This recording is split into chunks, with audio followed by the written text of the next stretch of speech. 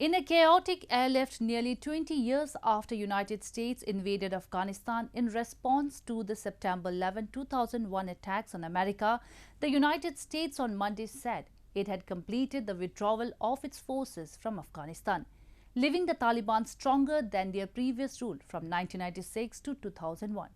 Celebratory gunfire echoed across Afghan capital Kabul before dawn on Tuesday, after the last US troops took off from the airport.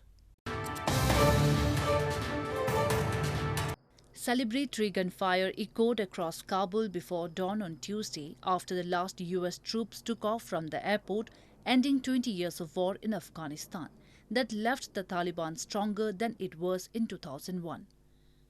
Final flights transporting the last US troops took off a minute before midnight, marking the completion of the US pullout that ended America's longest war.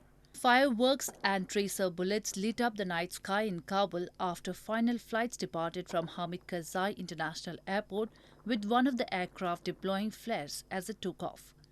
General Frank McKenzie, commander of the U.S. Central Command, told a Pentagon briefing that the chief U.S. diplomat in Afghanistan, Ross Wilson, was on the last C-17 flight out. Good afternoon, everyone. I'm here to announce the completion of our withdrawal from Afghanistan and the end of the military mission to evacuate American citizens, third country nationals, and vulnerable Afghans. The last C-17 lifted off from Hamid Karzai International Airport on August 30th, this afternoon, at 3:29 p.m. East Coast time.